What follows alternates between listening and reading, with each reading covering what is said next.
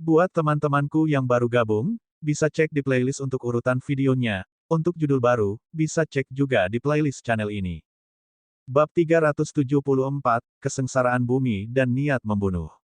Matahari yang bersinar naik pada siang hari. Panas seperti kompor menyebabkan udara terasa terdistorsi. Binatang buas di sekitar menara terbaring di tanah sementara asap putih mengepul dari hidung mereka saat bersin. Beberapa murid dari kedua jenis kelamin dari Menara Beastmaster sedang menunggangi burung-burung perak mereka di langit. Mereka semua adalah Beastmaster juga. 2,5 tahun telah berlalu. Persaingan untuk daftar pagoda menjadi semakin sengit. Saya mendengar itu bukan hanya berburu mayat lagi. Beberapa murid menyerbu jalan untuk merampok istana mayat orang lain. Petik 2. Yan Ziyu menjadi nomor 1 untuk kedua kalinya dengan 10.000 poin lebih tinggi dari yang lain. Petik 2. Dinasti Jin telah berubah terlalu banyak dalam 2 tahun ini. Beberapa jenius sejarah besar telah datang untuk mengejutkan dunia. Petik 2. Saya mendengar cendekiawan surga menghitung akan menyusun daftar sejarah atas dan sejarah bawah dengan masing-masing 10 tempat. 8 jenius tua semuanya ada di daftar teratas. Adapun 2 tempat terakhir, Putri Luofu dan Yan Ziyu kami adalah kandidat utama. Petik 2. Aku mendengar info yang bocor ini sebelumnya. Ranker nomor 1 di daftar teratas adalah orang misterius. Bahkan cendekiawan tidak tahu siapa dia dan hanya bisa merasakan auranya. Dia ada di sekitar sekarang, hanya saja belum menunjukkan wajahnya ke dunia kultivasi. Petik 2. Daftar yang lebih rendah memiliki jenius baru di generasi ini. Jika Putri Luofu tidak bisa masuk ke daftar atas, dia mungkin akan menjadi nomor 1 di daftar bawah. Petik 2. Kalian semua melupakan 2 iblis dari klan Feng. Bakat putra iblis saat ini tidak ada taranya saat ini. Begitu dia mencapai mandat surga, dia akan bangkit seperti naga yang melonjak di laut.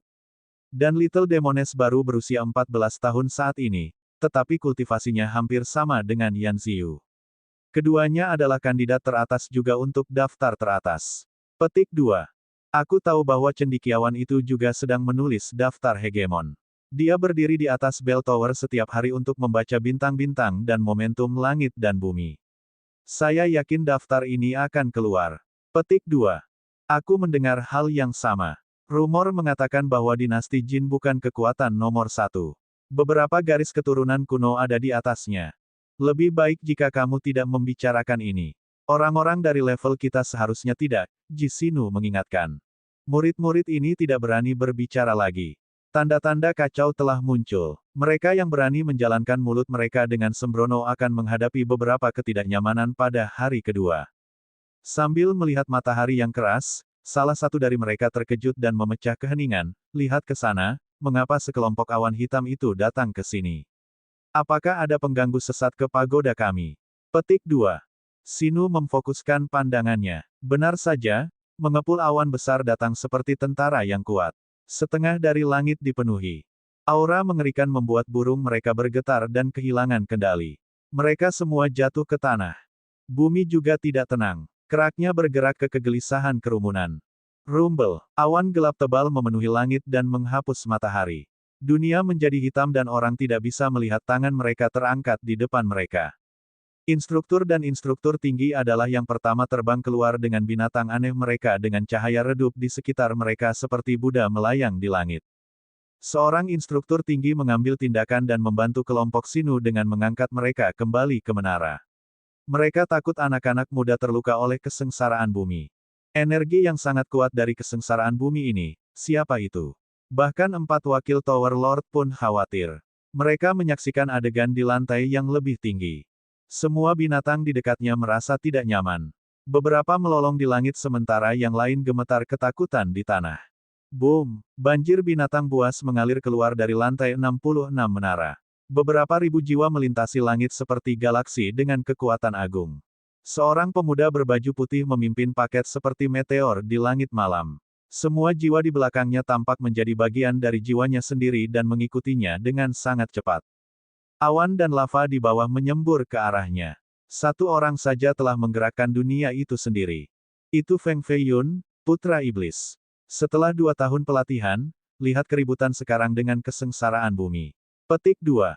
Itu jenius nomor 1 di dinasti untukmu. Tidak ada yang dapat membandingkan suasana khusus ini dari kesengsaraannya. Petik 2. Seharusnya aku tahu itu dia. Petik 2. Apa yang terjadi dengan semua jiwa binatang buas di belakangnya? Para instruktur dan wakil raja bersama para ahli yang lebih tua mengejar. Mereka ingin melihat adegan kesusahan jenius terbaik di dinasti. Mata berkabut Sinu memelototi binatang buas di cakrawala. Fei Yun semakin kuat, mungkin dia benar-benar bisa membantu kita membalas dendam. Saya tidak salah menilai dia. Petik 1. Rumble. Para pembudidaya yang lebih tua di banyak menara diaduk oleh momentum Fei Yun. Pada satu menara tertentu adalah seorang pria tua dengan rambut putih sepenuhnya. Dia juga mengejar dengan kaget di matanya. Fei Yun akhirnya berhasil sampai ke lokasi terpencil di perbatasan pagoda. Dia tiba-tiba berhenti dan berkata, kita akan melakukannya di sini. Petik 2. Para senior tidak mendekat. Mereka mengerti bahwa dia telah memilih tempat itu. Raja Surgawi dan Tuan Menara bela diri secara pribadi datang juga untuk melindunginya. Aura kesusahan tumbuh semakin kuat. Bumi berguncang dan terbelah di banyak tempat. Ombak panas naik dari bawah. Dengan tatapan penuh tekad, Fei Yun menyalurkan dan semua jiwa terbang kembali ke tubuhnya dan menjadi satu dengan dagingnya. Dia terjun langsung ke tanah. Apa-apaan? Aku melihat sesuatu. Zhang Badao menjadi ternganga dan tidak bisa percaya apa yang dilihatnya. Semua orang terkesiap di sekitarnya dan mengira mereka melihat sesuatu. Beberapa ribu jiwa binatang terkondensasi menjadi satu tubuh. Ini telah melampaui ruang lingkup imajinasi mereka. Bahkan Raja Surgawi menjadi serius. Ini terlalu sulit dipercaya. Boom! Gelombang lava pertama datang dari ujung utara. Meskipun masih di bawah tanah, suhunya membuat pohon-pohon tua di dekatnya langsung mengering.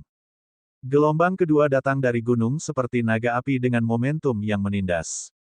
Ini bahkan lebih kuat dari kesengsaraan bumi lainnya. Sepertinya seluruh dunia berputar di sekitar proses ini. Fei Yun berada beberapa ratus meter di bawah tanah dengan lava. Cahaya melesat keluar dari tubuhnya seperti kabut tebal dan bertarung melawan cairan panas. Gelombang pertama hanya setebal 1 meter. Yang kedua adalah 2 dan yang ketiga adalah 3. Ini bahkan lebih menakutkan daripada api biasa. Energi merah langsung melelehkan tanah menjadi cairan yang bahkan lebih panas daripada besi cair. Gelombang ke-6 setebal 6 meter dan datang seperti sungai. Ke-7 secara alami tebal 7 meter dan telah berubah menjadi ular. Fei Yun menghancurkan kepalanya tetapi cairan yang pecah datang bersamaan, ingin melahapnya. Boom! Fei Yun menghancurkan tubuh ular dan bergegas keluar dari lava. Kabut yang mengelilingi tubuhnya telah dilemahkan oleh lava. Tidak heran mengapa begitu sulit untuk melampaui kesengsaraan bumi ini dan lebih dari setengah pembudidaya mati di sini. Gelombang semakin kuat oleh beberapa tingkatan. Petik 2. Gelombang ke-8 telah muncul seperti lautan api dan ingin menelannya. Ke-9 berada di urutan berikutnya dengan ketajaman yang tak tertandingi. Bagian depan seperti ujung pedang dengan panjang beberapa puluh mil. Kakek, Anda berpikir berapa banyak gelombang yang bisa dibawa oleh saudara junior? Meskipun menjadi murid Raja Surgawi, Zhang Badao tidak pernah peduli dan berani menyebut Raja Surgawi sebagai kakek tua. Raja Surgawi menatap awan hitam di langit tanpa menjawab. Aku pikir akan ada 12.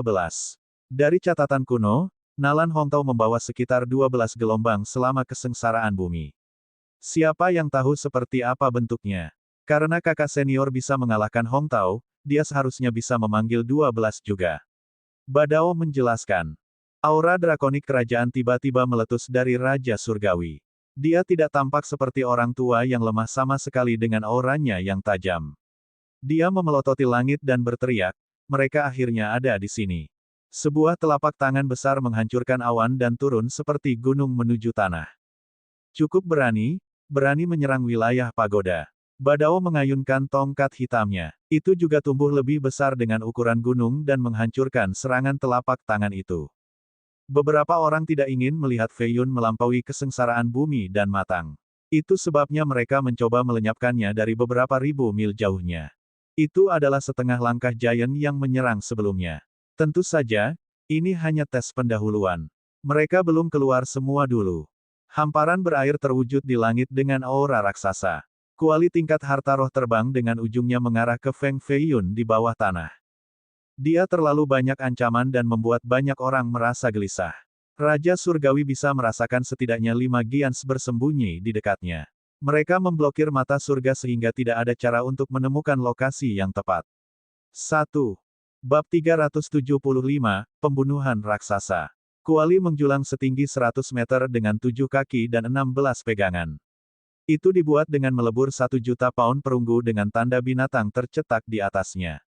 Api disalurkan melalui harta roh ini dengan nama Moon Mountain Cauldron. Itu telah muncul di dunia kultivasi sebelumnya. Ini adalah harta peringkat ketiga dengan kekuatan yang menakutkan dan telah membunuh 2 Giants sebelumnya. Senjata yang hilang selama 100 tahun muncul lagi hari ini. Signifikansi di balik ini sangat luar biasa. Grand Southern Prefecture tidak bisa menghasilkan senjata peringkat ketiga. Itu pasti kekuatan besar dari daerah lain. Raja Surgawi menyapu lengan bajunya dan seekor naga emas terbang untuk menyerang Kuali. Itu melingkar di sekitar harta dan mendorongnya ke cakrawala. Bahkan senjata mengerikan seperti itu ada di sini. Aku takut musuh memiliki Giants di mandat surga tingkat 8. Raksasa memiliki gelar ini karena mereka berada di puncak dinasti Jin seperti pilar yang menopang dunia. Ini biasanya tingkat leluhur juga. Ada perbedaan di antara Giants.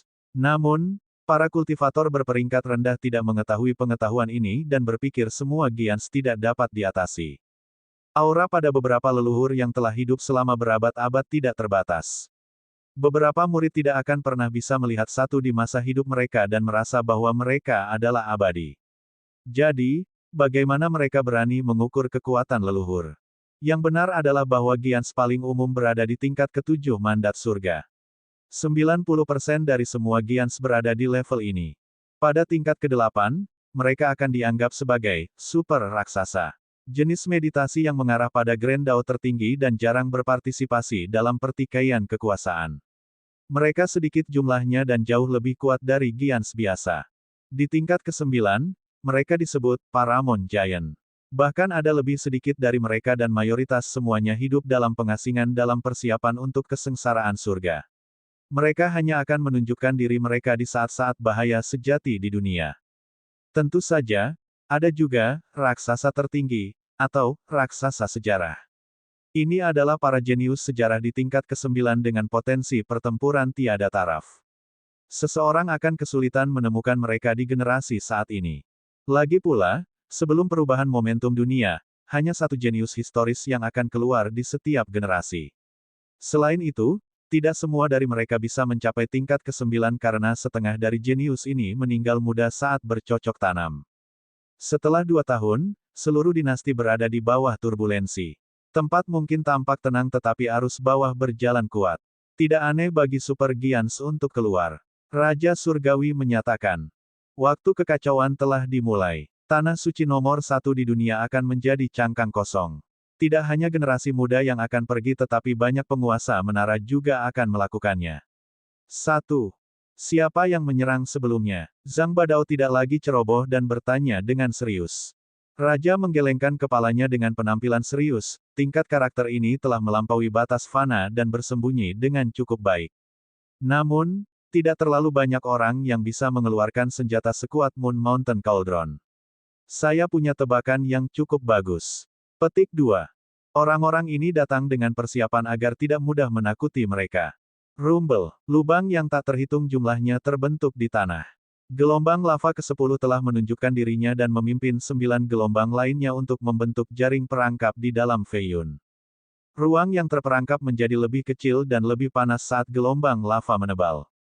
Lava dari kesengsaraan bumi ini dapat dengan mudah mencairkan kulit dari seorang pembudidaya. Energi naga harimau Fei Yun langsung terkikis oleh lava. Dia harus mengambil cincin itu dan menggunakan diagram untuk melindungi dirinya sendiri. Ini hanya gelombang ke-10 namun sudah memaksanya untuk menggunakan harta roh. Ini adalah bahaya kesengsaraan bumi. Semakin kuat berpartisipasi, semakin kuat kesengsaraan. Tantangan berikutnya bahkan lebih menakutkan, gelombang ke-11. Mayoritas dari 8 jenius sejarah yang lebih tua hanya menghasilkan 11 gelombang. Semua dari mereka sangat baik tetapi banyak yang hampir mati karena serangan itu. Fei Yun tidak santai sama sekali. Tubuhnya menegang dengan semua 40 maksud surgawi beraksi. Saat gelombang ke-11 menunjukkan dirinya, dia akan mengambil inisiatif. Rumble. Gelombang ke-11 muncul sesaat kemudian. Tanah di sekitar Fei Yun meleleh sepenuhnya dengan serangan berikutnya. Keenam diagram yang melindunginya terus didorong mundur. Seni bumi kuning. Crimson Fire Art. Fei Yun melepaskan dua serangan unsur untuk menghentikan lava. Lava terdiri dari tanah dan api sehingga kedua seni itu dimaksudkan untuk mengendalikan lava dan mengubahnya menjadi miliknya. Tubuh sebenarnya dari gelombang ke-11 muncul. Itu tampak seperti cakar besar yang membentang keluar dari bumi dan mencoba meraihnya. Suhunya bahkan lebih menakutkan dengan kekuatan yang tak tertandingi. Fei Yun menempatkan cincinnya di atas kepalanya dengan 6 diagram dalam 6 arah. 8 trigram melayang di atas kepalanya. 10.000 lampu ada di bawahnya. Di depan adalah pagoda semangat Netherworld dengan kuali kuno 4 yang di belakangnya. Di sebelah kiri adalah Raja Terbang Surgawi dan di sebelah kanan adalah Perjamuan Hantu Hundred. Keenam diagram bertindak seperti 6 dunia yang berbeda. Minor Cheng Art. Heaven Battle Altar. 40 altar putih melindungi 40 lokasi berbeda di tubuhnya. Dia tidak percaya bahwa lava bisa menembus dua lapisan pertahanan ini. Boom! Cakar akhirnya datang dan meraih keenam diagram sampai mereka mulai menyusut. Itu membuat kontak dengan altar pertempuran berikutnya. Hancurkan! Dia mendorong dengan kedua tangan. Altar dan keenam diagram meletus dan meledakkan lava saat ia terbang keluar.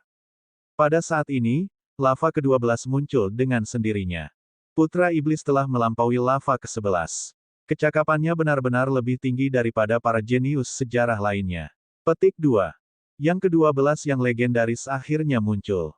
Hanya orang bijak yang bijaksana pada loh suci yang dapat menyebabkan jenis kesengsaraan ini. Petik 2. Para pembudidaya di sini menyaksikan sejarah. Peristiwa semacam itu mungkin tidak terjadi sekali dalam beberapa ribu tahun. Gelombang ini tidak datang dari bumi tetapi turun dari langit sebagai gantinya. Seseorang melihat air terjun crimson yang tak terlukiskan mengalir turun. Gelombang ini tidak nyata. Itu bukan hanya kekuatan bumi tetapi juga mengandung seutas kesengsaraan surgawi. Keduanya menyatu bersama. Petik 2. Itu tampak seperti kesengsaraan bumi dengan gangguan surgawi, tetapi bahkan lebih dahsyat. 2. Ini menunjukkan bakatnya yang keterlaluan. Dapat dimengerti bahwa kekuatan surgawi datang untuk menyingkirkannya. Petik 2. Tunggu, orang lain sedang menyerang sambil bersembunyi di balik lava. Seseorang berteriak ngeri. Di belakang gelombang lava ada 3 harta roh dengan Moon Mountain Cauldron memimpin jalan. 2 lainnya adalah harta roh peringkat kedua dengan kekuatan ofensif yang mengesankan. Semua digunakan oleh Giants. Banyak pembudidaya tua terluka oleh tekanan ini dan memuntahkan darah meskipun mereka 100 mil jauhnya. Raksasa bisa memanfaatkan harta roh untuk potensi penuhnya, bahkan jika itu hanya senjata peringkat pertama. Mereka dapat dengan mudah memusnahkan kota, ini adalah kekuatan sebenarnya dari harta karun ini. Selain itu, ada harta peringkat ketiga dan 2 peringkat kedua saat ini. Kekuatan itu bahkan lebih mengerikan. Raja Surgawi mulai dengan menggunakan harta roh terbaiknya, peringkat ketiga dengan bentuk segel giok. Itu bertemu 3 harta roh pada saat yang sama sehingga mereka tidak akan mengganggu kesengsaraan Fei Yun. Kamu berani menyerang lagi. Kamu pikir aku sudah terlalu tua untuk membunuh sekarang. Raja mendengus dan langsung berlari keluar dengan segel batu gioknya dengan energi drakonik mengelilingi tubuhnya. Ledakan, ledakan, boom, stempel batu gioknya sendiri mengusir ketiga harta. Itu bukan karena mereka tidak cukup kuat, Raja terlalu perkasa. Wosh, dia menjadi pemburu. Dengan cepat, dia muncul beberapa ribu mil jauhnya dan bertarung melawan 3 Giants. 2 jeritan sengsara bergema. 2 dari mereka tidak bisa menghentikan pelanggarannya dan berlari menuju cakrawala dengan luka yang menyedihkan. Bang! Dia dengan keras menabrak segelnya dan membunuh yang terakhir. Raksasa telah jatuh. Darahnya mulai menghanguskan bumi dengan api merah untuk waktu yang lama. Ini adalah energi terakhir dari pukulan besar. Itu bisa terbakar selama 3 bulan langsung sebelum benar-benar habis dan padam. Sangat sulit untuk membunuh raksasa tetapi Raja baru saja membunuh 1 untuk horor orang banyak. Long Chuanfeng, vitalitasmu masih baik-baik saja setelah hidup selama 800 tahun. Mungkinkah Anda telah mencapai tingkat raksasa tertinggi? Seseorang dengan keras bertanya. Orang ini menggunakan kuali gunung bulan untuk menghentikan Raja membunuh raksasa lain yang terluka. Dia melihat sekitar usia 60 dengan lambang kuno. Kabut dingin menjulang di sekitar tubuhnya di atas aura yang mulia dan menindas. Dia mulai melawan raja dengan kualinya. 1. Saya ingat percakapan yang menarik tentang penggunaan kata, dunia, untuk Tianxia. Ketika orang mengatakan dunia dalam wuxia, mereka tidak benar-benar memaksudkan seluruh dunia atau alam semesta tetapi hanya apa yang dekat di sekitar mereka, apa yang secara langsung mempengaruhi mereka. Ini mirip dengan Jianghu bahwa tidak ada padanan bahasa Inggris, dunia cocok tetapi itu tidak sepenuhnya benar. Jadi ketika Fei Yun mengatakan bahwa ia adalah yang terkuat di dunia, ia adalah yang terkuat dalam cakupan geografisnya sendiri. URL 2. Jie Changyue mengalami kesusahan jenis ini. Bab 376, Gelombang Lava ke-13. Aku tahu itu kamu, Beiming Xisang. Raja Surgawi berbicara. Dia adalah paman dari kanselir besar saat ini, Beiming Mosou dan seorang ahli top dari klan ini yang berada di generasi yang sama dengan Raja Surgawi. Mereka bertarung 3 kali dan dia kehilangan ketiganya. Fei Yun adalah orang mati. Long Chuanfeng, Anda tidak akan bisa melindunginya. Xisang mencibir. Kau mencari mati jika kau ingin membunuh penggantiku. 2 sinar keemasan keluar dari mata raja seperti guntur yang berkobar di langit. Xisang dengan cepat mundur ke awan dan memanggil Moon Mountain Cauldron untuk menghentikan kedua sinar itu. Gemuruh. Raja menyalurkan energi roh kuning dan memadatkannya menjadi pedang sebelum menebas ke depan. Ini adalah tebasan kelima seni Raja Naga. Energi naga kuning terwujud menjadi bentuk fisik dan membelah langit. Ini tak terhitung kali lebih kuat dari seni Fei Yun. Boom! Kuali hampir pecah dari dampaknya. Bahu Xisang memiliki luka besar setelah dipukul oleh pedang-pedang dengan darah memancar keluar. Long Chuanfeng, kamu benar-benar telah mencapai mandat surga tingkat 9, raksasa tertinggi sekarang, ketakutan muncul di wajah Xisang. Hanya menggunakan kekuatan level 8 saja sudah cukup untuk menjatuhkanmu dalam 3 gerakan. Raja Surgawi menjawab. Keduanya bertukar gerakan terbaik mereka lagi. Beberapa teknik luar biasa sebenarnya memiliki kekuatan yang sebanding dengan harta roh. Setelah hanya 3 langkah, Beiming Xisang muntah darah dan kalah untuk kedua kalinya. Dia tidak berani berlama-lama di sekitar waktu ini dan berteriak, Long Chuanfeng, kamu menang kali ini tapi itu bukan hanya klan saya hari ini. Ada ahli yang bahkan lebih kuat dari saya yang datang. Anda akan membayar mahal untuk melindungi bocah itu. Petik 2. Xisang menghilang dari pandangan langsung menggunakan seni menantang surga.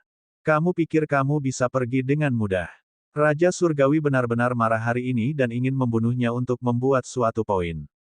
Dia telah diam terlalu lama sehingga orang-orang telah melupakan darahnya yang haus. Mereka sebenarnya berani datang dan mencoba membunuh penggantinya. Itu sama sekali tidak menempatkan dia di mata mereka. Harus membunuh untuk mengintimidasi orang lain. Wosh! Dia mengayunkan telapak tangannya dan gelombang pedang berbentuk naga terbang ke arah cakrawala, mengarah lurus ke Xisang. Ini adalah tebasan ke-6 dari seni pedang. Jeritan sengsara kedua terdengar sejauh 1000 mil. Hujan darah yang indah turun dari langit, raksasa lain telah jatuh.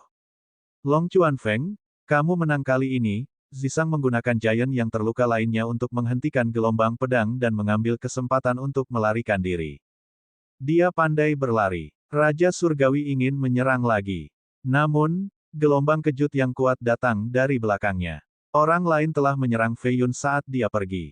Dia sedikit menggeser tubuhnya dan bergegas kembali dengan segel giok di tangannya. Kekuatan harta roh menyebabkan guntur menyerang di mana-mana di langit. 2 lagi raksasa setengah langkah dan raksasa yang sebenarnya telah terbunuh. Tubuh mereka meledak menjadi kabut darah di atas. Raja Surgawi benar-benar tak terhentikan dengan bunga darah menodai pakaiannya dan mengedarkan energi drakonik putih. Dia menjulang di atas dan menyatakan, cobalah jika kamu ingin mati. Suara agungnya menyebabkan awan bergetar. Adegan menjadi sepi menakutkan. Tidak ada tuan yang bersembunyi yang berani membalas. Darah Giants masih menyala dan mengecat gunung-gunung dengan warna merah. Semua orang merasa bahwa ini adalah pemandangan neraka. Dia terlalu kuat dan telah menghilangkan 3 Giants dan 2,5 langkah.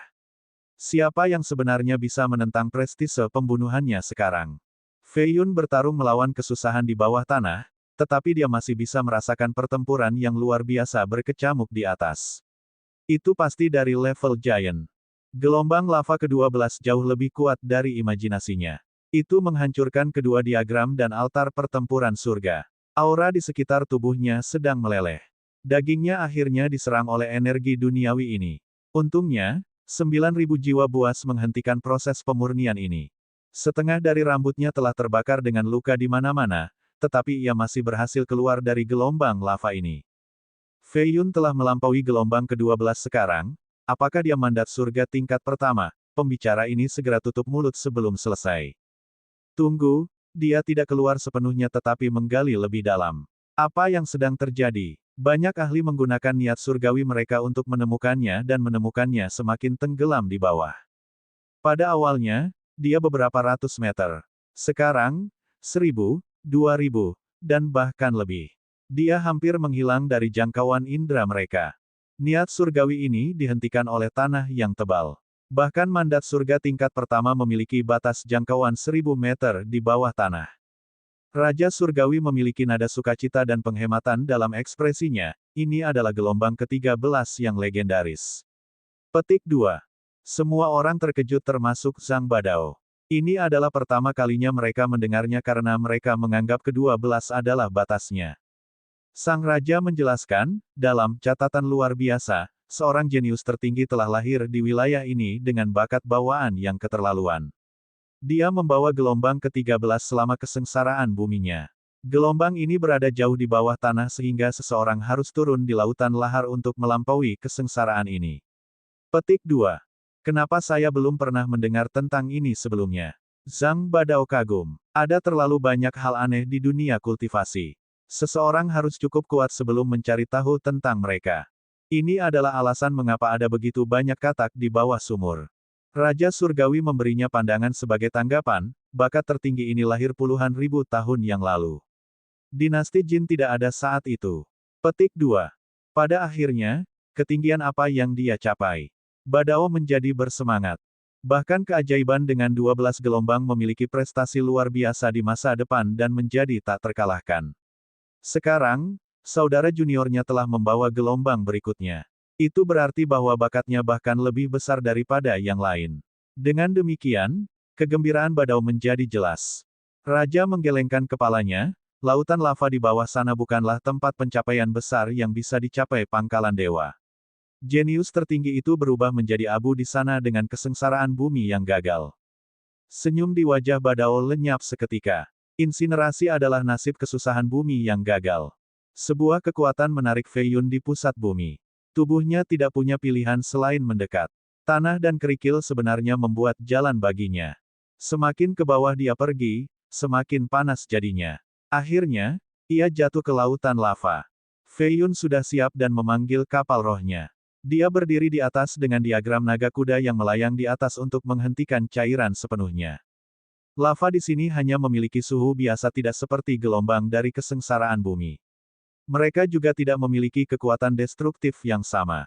Jadi ini bumi bagian dalam. Fei Yun berkeringat deras sambil mengerahkan semua energi rohnya keluar ke kapal. Siapa yang tahu seberapa dalam tempat ini di bawah? Seorang kultivator seperti dia tidak bisa berada di sini. Hanya tekanan dari bumi saja yang bisa menghancurkan tubuhnya. Untungnya, kapal itu nyaris tidak melindunginya.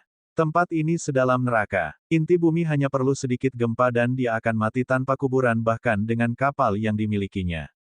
Keberuntungan memainkan faktor besar di tempat ini.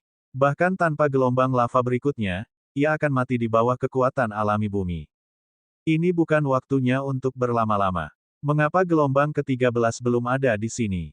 Saat dia memikirkan hal ini, api mengerikan menyapu lautan lava. Gelombang ke-13 muncul dan benar-benar berubah menjadi bentuk humanoid besar. Itu melepaskan telapak tangan ke arah Fei Yun. Itu terbuat dari lava dan energi bumi. Telapak tangan ini sangat mirip dengan cakar dari gelombang ke-11. Namun, yang baru ini adalah humanoid penuh. Sambil berdiri di kapal, Fei Yun harus menahan kekuatan bumi di atas pertempuran melawan monster raksasa ini. Ini lebih dari 10 kali lebih sulit daripada berurusan dengan gelombang ke-11. Dia merasa mati lemas dan tidak mampu melawan. Tidak bisa menyerah sekarang. Benar-benar tidak. Menyerah adalah kematian. Petik 1. Fei Yun menggigit giginya dan niat bertarungnya melonjak lagi. Aku akan bertarung. Gemuruh. Fei Yun melepaskan semua tekniknya untuk mengambil risiko itu semua hanya sekali. Cincin roh tak terbatas, permata guntur, pedang batu, dan palu penghukum surga yang diciptakan dari niat surgawinya. Semua 9.876 jiwa binatang keluar dari tubuhnya juga dan berubah menjadi semburan brutal yang membanjiri daerah itu. Tubuh sejatinya mengendalikan kapal roh untuk terbang menuju humanoid mengerikan. Ledakan, ledakan, ledakan. Lebih dari 1.000 jiwa buas dilebur menjadi asap. Fei Yun meludahkan darah dengan cedera pedih ini. Bahkan 40 niat surgawinya dipukuli hingga tunduk, diambang menghilang. Mereka harus terbang kembali ke pikirannya. Namun demikian, dia masih bisa menghancurkan gelombang ke-13 sebagai hadiah. Sial, hampir terhapus oleh energi duniawi itu. Keberuntungan saya benar-benar sesuatu, untuk menarik kesengsaraan bumi yang mengerikan. Setidaknya saya berhasil melewatinya. Tiba-tiba jantungnya berdetak kencang dan merasakan bahwa kekuatan lain yang lebih dalam ke bumi menariknya ke bawah. Tubuhnya tenggelam ke arah laut lava untuk kedua kalinya. 1. Babak 377, Monumen Suci Hitam. Inti bumi dengan lautan lava ada di bagian paling bawah. Itu bisa melarutkan batu dan melelehkan logam dengan suhunya yang sangat tinggi. Tidak ada manusia yang bisa ada di sana sehingga sangat misterius dengan banyak hal yang tidak dapat dipercaya. Sama seperti ruang di atas, mungkin ada beberapa makhluk aneh dan tidak dikenal. Kesengsaraan bumi berasal dari lautan lava ini dengan kekuatan misterius. Beberapa pembudidaya percaya itu berasal dari neraka mitos. Yang lain menduga bahwa inti bumi sebenarnya adalah penguasa, keberadaan yang sama dengan Dao Surgawi. Tubuh manusia memiliki keterbatasan fisik yang tidak dapat diubah. Misalnya, manusia tidak dapat berlari 100 mil dalam 1 menit atau hidup lebih lama dari 200 tahun. Tujuan kultivasi adalah untuk menembus batas ini. Satu tubuh mencapai tingkat tertentu, itu akan membawa kesengsaraan. Hanya dengan melampaui tes ini maka seseorang dapat menembus batas dan menjalani transformasi penting. Penggarap menyebut proses ini, melampaui batas fana. Setelah kesengsaraan bumi, tubuh akan dapat menerima energi duniawi dan menggunakan gambar duniawi. Ini adalah metamorfosis fisik yang memungkinkan mereka hidup selama 500 tahun, lebih lama dari orang biasa. Kultivasi saja tidak cukup, melampaui kesusahan diperlukan. Di mata manusia, seorang kultivator yang bisa hidup selama 500 tahun sudah abadi. Feng Fei Yun berdiri di atas kapal dengan diagram naga kuda melayang di atas. Semua energinya terbang ke kapal dan menciptakan domain untuk menghentikan kekuatan lava. Tubuhnya terus tenggelam ke arah bawah. Kekuatan destruktif dari gelombang ke-13 sangat mencengangkan. Ia telah menghancurkan 1.345 jiwa binatang buas dan melukai 3.482 lainnya. Seberapa menakutkankah gelombang ke-14 itu? Fei Yun memegang dua batu roh misterius sejati dengan mata terpejam sambil menyerap energi mereka untuk mengisi sendiri dengan cepat. Gelombang ke-14 pasti yang terakhir. Tidak mungkin ke-15 keluar. Hanya para jenius mitos yang bisa memanggil orang ke-15. Fei Yun memiliki pemahaman yang jelas tentang konstitusi sendiri. Gelombang ke-14 adalah mungkin tetapi dia masih memiliki waktu untuk pergi sebelum mencapai tingkat mitos. Tubuhnya tidak cocok untuk kultivasi pada awalnya. Immortal Phoenix fisik memperkuat garis keturunannya kemudian darah burung Phoenix memperhalus tulang belulangnya. Selain itu, jiwa lebih dari 9.000 binatang meningkatkan kekuatannya. Ini memungkinkan dia untuk mencapai bakat bawaannya saat ini. Sebagai contoh, Su Yun dan Dongfang Jingsui adalah jenius alami. Fei Yun menggunakan usahanya sendiri untuk mengubah bakatnya sehingga ia memiliki waktu yang jauh lebih sulit dibandingkan. Dia tidak yakin bisa melampaui gelombang ke-14 ini, tetapi dia harus bertarung tanpa rasa takut. Boom! Vessel roh akhirnya berhenti dan melayang di atas lava tebal dengan cahaya yang mengelilinginya seperti lampu berdenyut di lautan api. Dia menyingkirkan batu-batu yang belum diserap sepenuhnya dan bersiap-siap untuk tantangan berikutnya. Basis dewa saya berkembang menjadi warna sejernih kristal seperti batu giok abadi.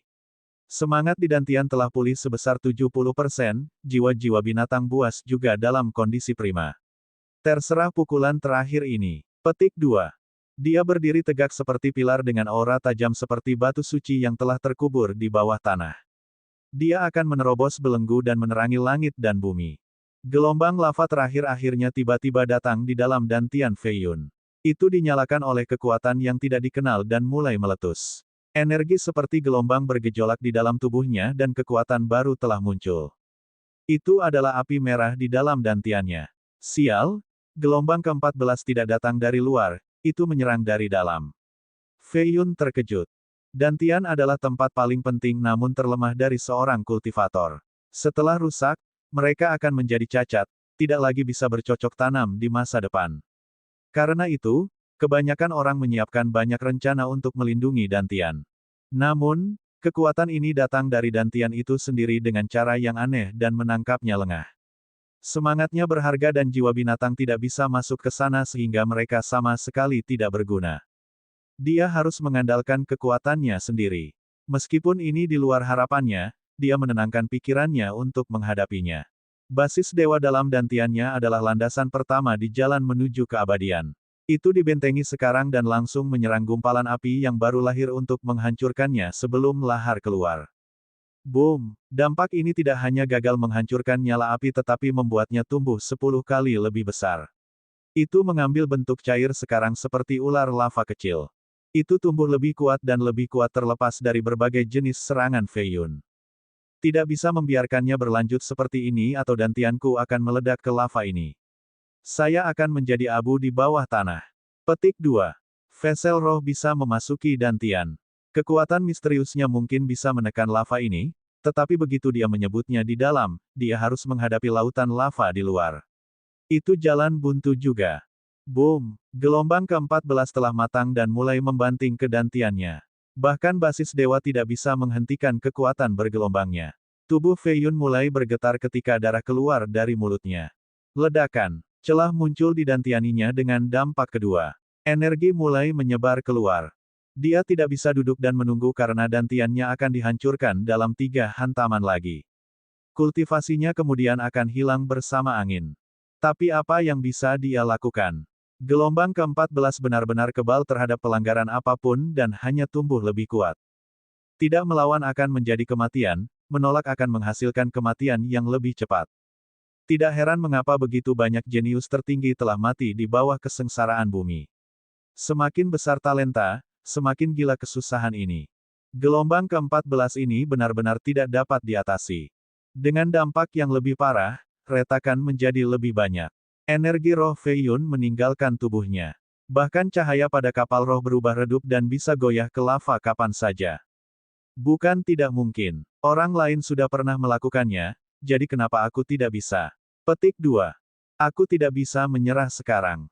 Jika surga ingin menghancurkan saya akan menghancurkan surga. Jika bumi ingin mengakhiri saya akan menghancurkan bumi. Tubuhnya hancur juga dengan tetesan darah yang mengalir. Semuanya terbang keluar dari batu ke ruangannya termasuk batu roh lain, harta roh, dan tulang. Dia ingin mencoba segalanya dalam situasi berbahaya ini untuk melihat apakah sesuatu akan berhasil. Oh, ini adalah... Fei Yun menyelidiki dan mengambil item hitam. Ini adalah plakat surgawi dari peti mati dari generasi pertama Feng Clan Master. Itu cukup dingin dan telah berubah secara besar-besaran setelah dioleh kekuatan monumen sakral. Ada cahaya hitam di atasnya sekarang dengan kata-kata yang tidak dapat diukir di atas serta tokoh-tokoh humanoid. Mereka adalah orang-orang suci di tablet, Fo Chanzi, Ziwu, Long Jiangling, Princess Luofu, jiwa mereka sepertinya melompat di atas plakat ini. Terserah, ayo kita lakukan. Fei Yun mencengkeramnya dan dengan paksa mengasimilasikannya ke dalam tubuhnya ke arah dantiannya. Harta roh bisa berubah ukurannya. Senjata raksasa bisa disembunyikan di telinga, lengan baju, atau bahkan pori-pori di kulit. Sebagai contoh, permata guntur api ada di dalam pori-pori telapak tangannya tetapi tidak bisa masuk ke tubuhnya. Hanya artefak suci yang bisa melakukannya, seperti kapal roh Azure. Plak hitam ini secara alami bukan kapal suci. Setelah memasuki tubuh tuan rumah, kekuatannya yang luar biasa menghasilkan ledakan tetapi Fei Yun tidak punya pilihan lain.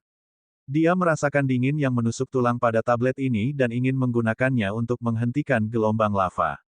Dia tidak punya waktu untuk berpikir. Hanya sedikit kedipan dan gelombang lava akan menghancurkan dantiannya. Mungkin aku akan menerimanya secara langsung. Fei Yun tahu bahwa tindakan ini terburu-buru tapi itu bukan tanpa logika. Bagaimanapun, ini adalah akhir dari kesengsaraan bumi dan mandat surga adalah yang berikutnya. Dia akan bisa memperbaiki artefak yang terikat jiwa pada tingkat pertama. Jika dia cepat dan tepat, setelah plak masuk ke dantiannya dan menghancurkan lava, dia bisa memperbaikinya menjadi artefak yang terikat jiwanya sebelum itu menghancurkan tubuhnya. Swift adalah kata kunci. Plakat surgawi berubah menjadi sinar hitam dan jatuh ke laut di dantian. Tiba-tiba menjadi besar dan megah seperti monumen yang mengambang di udara. 3 kata hanya itu menjadi setan dengan darah menetes ke bawah. Orang bijak yang bijak menjadi bersemangat dengan pengabdian di mata mereka. Mereka rendah hati seperti pelayan yang memandangi tuan. Perubahan ini mengejutkannya juga. Boom! Energi dingin mengalir keluar dan mengisi dantiannya sebelum menekan gelombang lava. Gelombang tidak berhenti dan menjadi ganas seperti ular yang membanting ke monumen. Babak 378, Istana Pusat Valet. Monumen hitam menampilkan aura mengerikan dengan awan dan humanoids melantunkan mantra surgawi. Gelombang lava ke-14 sedang sangat ditekan tetapi masih terus menyerang dinding dantian dan membukanya. Dantian memiliki 3 tingkat, atas, tengah, dan bawah. Penggarap di bawah mandat surga bekerja di atas mereka. Yang di atas bekerja di tengah mereka yang juga dikenal sebagai Istana Pusat Valet. Dantian tengah tak terhitung kali lebih besar dari atas. Itu menyembunyikan banyak misteri dan pembudidaya dapat mengabdikan seluruh hidup mereka tanpa mempelajari segalanya. Tubuh itu adalah harta karun besar yang bisa menghasilkan kekuatan yang sebanding dengan alam semesta. Dansa ini terdiri dari 70% dari perbendaharaan ini. Pembukaannya adalah langkah pertama menuju mandat surga. Basis dewa yang diciptakan oleh Fei Yun melompat ke dantian tengah dan dibubarkan oleh energi di dalamnya. Itu berubah menjadi sinar surgawi sebelum kondensasi bersama untuk membentuk domain dengan bentuk keranjang. Itu menempati ruang sendiri di daerah ini. Ruang ini sama sekali tidak kecil tetapi hanya puncak gunung es jika dibandingkan dengan dantian tengah yang luas. Wosh! Monumen itu berubah menjadi bintik hitam juga dan bergegas ke daerah ini. Berputar di sekitar domain yang dibuat oleh basis dewa dan mulai menyerap energi magis di Istana Valet ini. Ini adalah awal untuk menciptakan artefak yang terikat jiwa. Monumen itu misterius dengan kekuatan yang tak terduga. Ada 18 pahlawan di permukaan, masing-masing terkuat dari budidaya masing-masing. Dia benar-benar bisa bertahan hidup ini jika dia bisa memperbaikinya menjadi artefak jiwanya. Dia duduk di kapalnya dan memulai proses. Ini adalah momen yang paling penting. Artefak yang terikat jiwa yang kuat adalah langkah terakhir bagi seorang kultivator dan dapat membalikkan arus. Luka pada dantiannya secara otomatis sembuh dan energi roh mengalir ke dantian tengah. Itu adalah lubang tanpa dasar, hampir mustahil untuk diisi. Fei Yun membuka semua 360 meridiannya. Mereka berputar seperti pusaran dan menyerap energi di dunia luar. Energi ini berhasil sampai ke atas terlebih dahulu sebelum mencapai dantian tengah. Itu adalah proses tanpa akhir.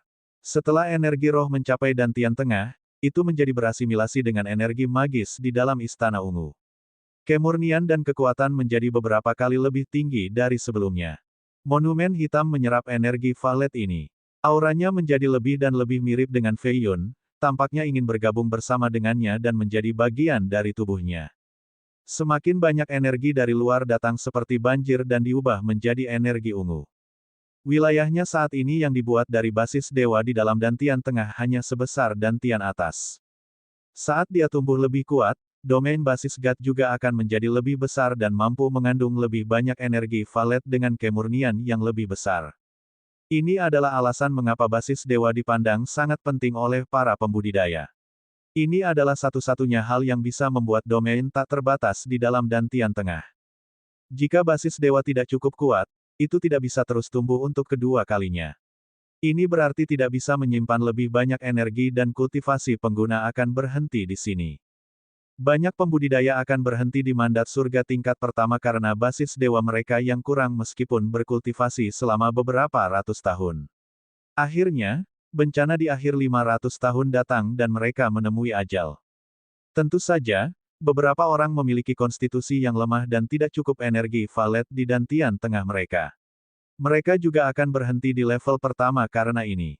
Namun demikian, tipe master ini sudah luar biasa dan dianggap sebagai pukulan besar di dinasti Jin. Lagi pula, mampu hidup selama beberapa ratus tahun jauh lebih baik daripada manusia yang tidak bisa mengolah. Fei Yun secara alami tidak akan berhenti di sini. Dao surgawi tak terbatas di matanya. Ledakan. Monumen akhirnya telah disempurnakan sepenuhnya di dalam Istana Ungu dan berubah menjadi bagian dari tubuhnya. Dia bisa merasakan keberadaannya. Seuntai informasi mengalir dari monumen dan memasuki kepalanya. Platform Ascension. Dia membaca kata-kata. Mungkinkah ini makna kata-kata kuno pada monumen sebelumnya? Nama asli dari tablet hitam ini adalah Ascension Platform. Untaian informasi ini kuno dan perkasa dalam hal aura. Karena kesenjangan besar dalam budaya, Fei Yun hanya bisa memahami beberapa hal penting dari pesan tersebut. Sebagai contoh, platform teleportasi, Ascension Heavenly Palace, Fate Stone, Incoming Calamity. Kata-kata ini kacau sehingga dia tidak tahu apa maksudnya.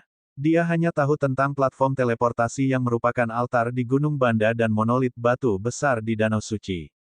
Dia tidak memiliki petunjuk sedikit pun tentang kata-kata lain. Hal aneh lainnya adalah bahwa 18 sosok di peron semua jatuh dan berubah menjadi tokoh ilusi. Mereka melayang di 18 arah berbeda di peron. Jiwa mereka telah disempurnakan pada item ini. Jadi meninggalkan nama mereka di tablet itu sama saja dengan menawarkan jiwa mereka ke platform Ascension ini. Fei Yun bisa merasakan kekuatan samar jiwa mereka. Kakek, mengapa tidak ada pertanda, mungkinkah? Badao menelan ludah dengan menatap lurus ke tanah. Itu masih polos seperti ketika Raja Surgawi menipunya ke jalur kultivasi dengan mengatakan, jika Anda ingin makan roti kukus, berkultivasi. Jika Anda ingin sup daging yang baik, pertahankan. 1. Dia masih belum melihat yang bagus. Dia terus melihat sekeliling dan berharap Fei Yun bisa keluar dari tanah tetapi disambut dengan kekecewaan. Tidak ada suara sedikit pun dan niat surgawinya tidak bisa mencapai inti cair. Tidak ada kesempatan untuk mengetahui apa yang sedang terjadi.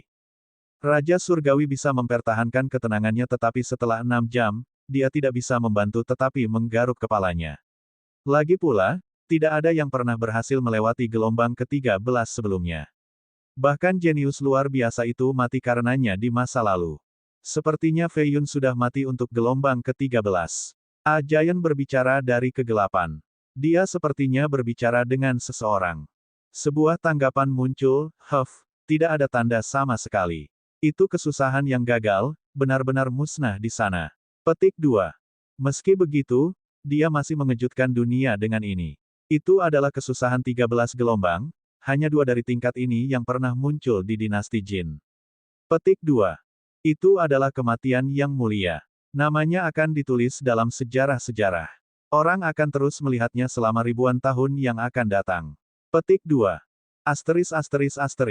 Tidak jauh dari sana, di antara beberapa menara pegunungan ada 5 lelaki tua mengenakan gaun merpati biru.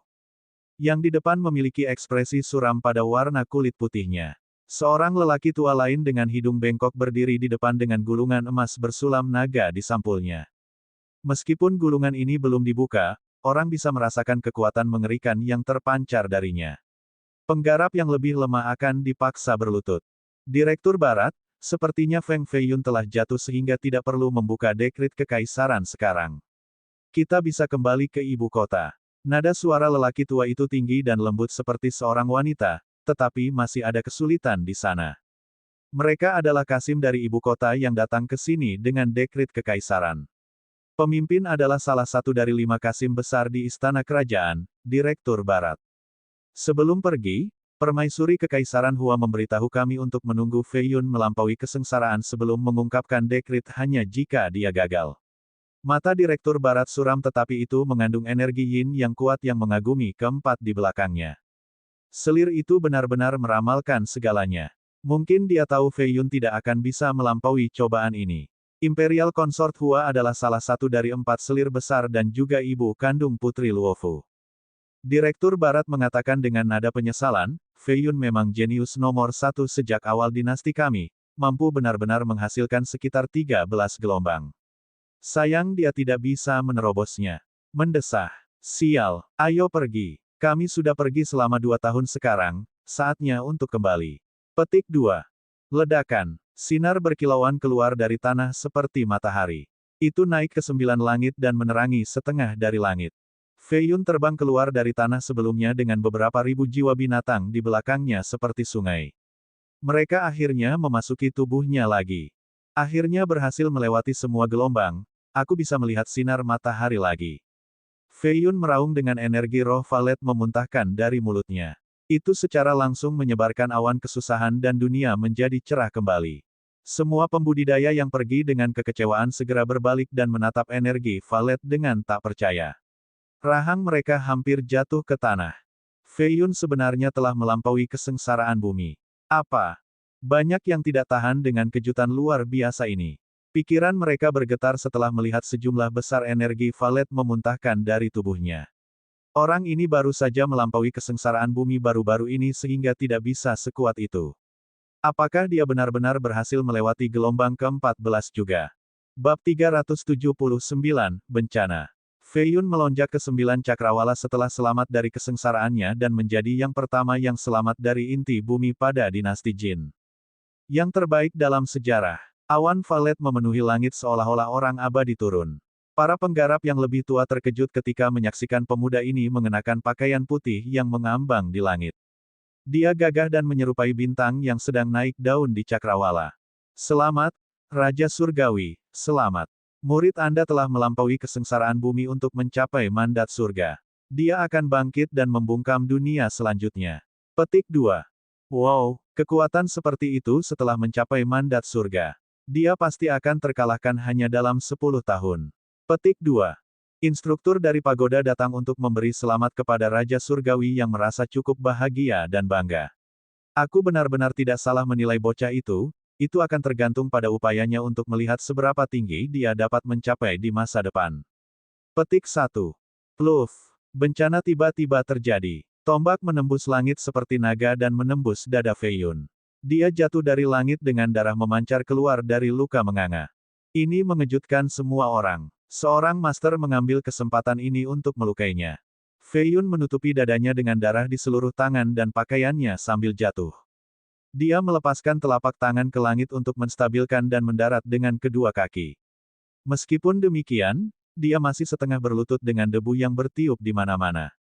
Kamu masih berani. Raja Surgawi sangat marah.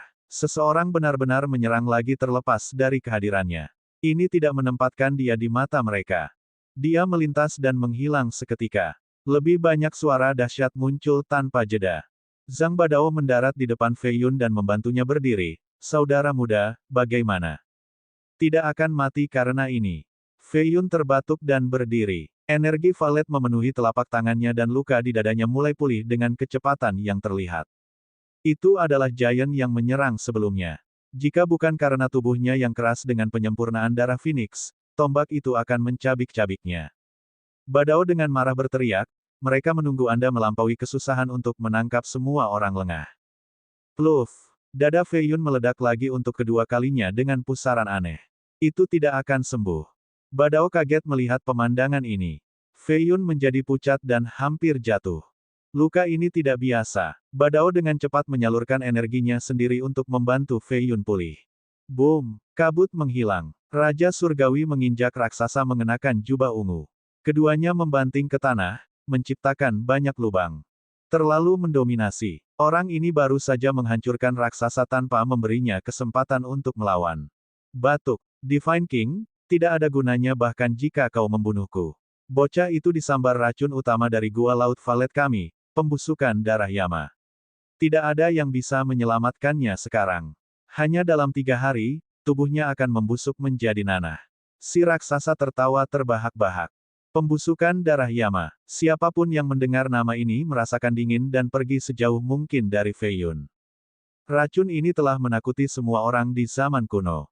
Itu benar-benar panggilan dari Yama, setiap kultivator terlepas dari seberapa kuat mereka akan mati setelah disentuh oleh satu tetes racun ini. Selain itu, orang-orang yang dekat dengan korban akhirnya akan mati juga. Mereka akan berubah menjadi mayat-mayat dengan rambut tubuh di mana-mana. Racun pamungkas ini sangat berharga. Gua itu sendiri hanya memiliki beberapa tetes dan memperlakukan mereka seperti harta roh. Itu hanya digunakan untuk karakter top di dunia kultivasi. Siapa yang mengira mereka membawa satu tetes di sini hanya untuk membunuh Fei Yun? Raja yang marah meletus, rambut putihnya menghancurkan lambangnya sendiri sebelum dia menginjak raksasa sampai mati. Darah korban mengalir keluar dan membakar udara menjadi lautan api. Sial, Raja Surgawi masih sama membunuh seperti sebelumnya, membunuh 4 Giants dalam 1 hari. Saya yakin dunia mendapatkan pesannya, tidak ada yang akan memprovokasi dia lagi. Petik 2. Mendesah. Dia terpaksa melakukannya. Lagi pula, tidak mudah untuk merekrut murid yang cemerlang seperti ini. Sekarang bocah lelaki itu terluka dengan darah busuk itu. Saya pikir dia sudah selesai untuk saat ini. Petik 2. Darah pembusukan Yama, Asteris. Raja Surgawi kembali dan datang ke lokasi Fei Yun. Dia meraih pergelangan tangan bocah itu dan cahaya keemasan mengalir ke tubuhnya. Luka di dada Fei Yun ditutup untuk kedua kalinya dengan energi emas ini. Sayangnya, ketika itu beberapa inci dari penyembuhan sepenuhnya, lebih banyak retakan muncul dengan darah dan vitalitas merembes keluar. Dengan tatapan seperti kilat, Raja menyalurkan energi di istananya yang ungu dan menggunakan energi drakoniknya sendiri untuk menutup celah dengan paksa. Boom! Hantu mengerikan terbentuk dari darah yang membusuk dan mengukir dirinya ke dadanya.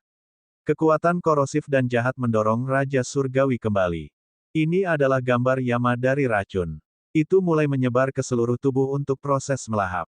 Fei Yun menjadi lebih pucat dan berkata, ini tidak berguna, Tuan, tidak perlu mengambil risiko atau racun akan menyerang Anda juga. Petik 2. Seorang guru adalah untuk seumur hidup. Ayo, aku akan membawamu ke Pil Tower. Raja menyapu lengan bajunya dan membawa Fei Yun ke langit. Mereka berubah menjadi pelangi untuk menuju menara. Zhang Badao menginjak tanah dan mengertakkan giginya dengan jengkel. Dia mengikuti keduanya juga. Sisa pembudidaya saling melirik. Perkembangan ini mengejutkan mereka. Tidak mudah bagi jenius terpenting ini untuk keluar di pagoda tetapi sekarang, sebuah bencana telah melanda.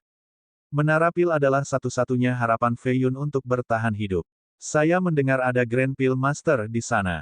Bahkan kanselir besar saat ini memanggilnya Marsial Paman. Pangkatnya 2 tingkat lebih tinggi dari Pil Tower Lord. Petik 2. Hanya ada 2 Master Pil Grand di dinasti Jin. Kanselir adalah satu dan senior yang tertutup ini. Senior mungkin adalah ahli pil nomor 1 di dinasti tetapi beberapa mengatakan bahwa dia belum keluar selama beberapa ratus tahun. Ada kemungkinan dia meninggal karena usia tua sekarang. Petik 2. Dia berhutang besar kepada Raja Surgawi sehingga karena Raja pergi ke sana, dia pasti tidak mati. Petik 2. Dia jelas satu-satunya yang bisa berurusan dengan darah pembusukan Yama. Petik 2. Orang-orang ingin melihat apakah Fei Yun bisa bertahan sehingga mereka terbang menuju menara pil juga. Kelima Kasim bertukar pandang karena mereka juga tidak mengharapkan ini. Direktur Barat dengan hati-hati memegang dekrit kekaisaran dan berkata, kita akan memeriksanya juga. Jika racunnya tidak dapat disembuhkan, kami tidak akan membuka keputusan ini. Petik 2. Seorang yang cacat tidak memenuhi syarat untuk mendengarkan keputusan atau menikahi sang putri. Petik 2. Kelima lelaki tua itu berubah menjadi sinar dan melayang ke langit.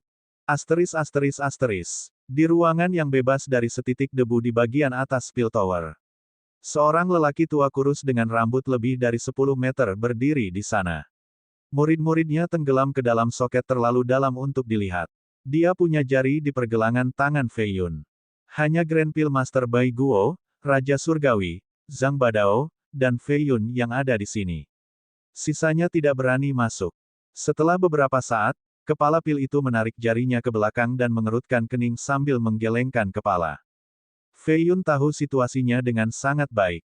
Racun ini tidak mungkin dihentikan. Bahkan dia belum pernah melihat racun seperti itu sebelumnya.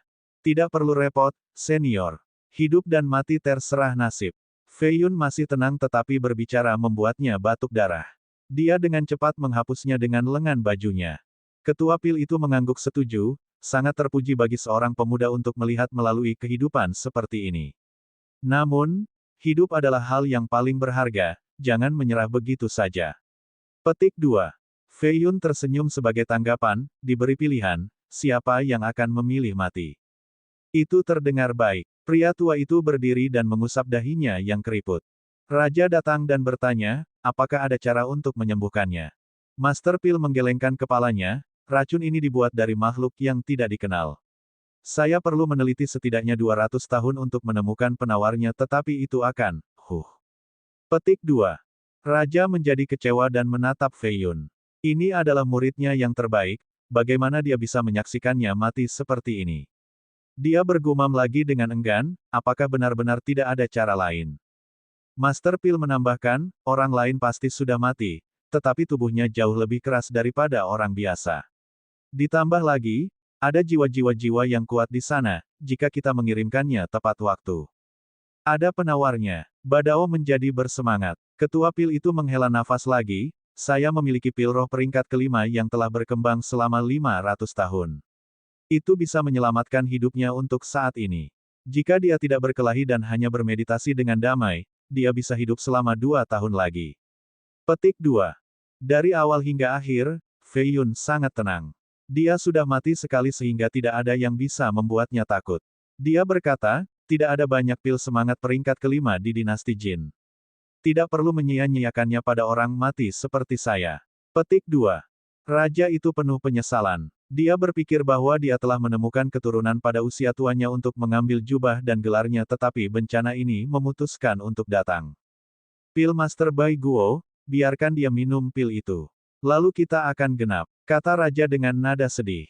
Matanya menjadi agak lembab. Aura yang kuat menghilang dari raja seolah-olah dia baru berumur beberapa ratus tahun. Prestise yang menghalangi dunia tidak dapat ditemukan. Semakin besar harapan, semakin besar pula kekecewaannya.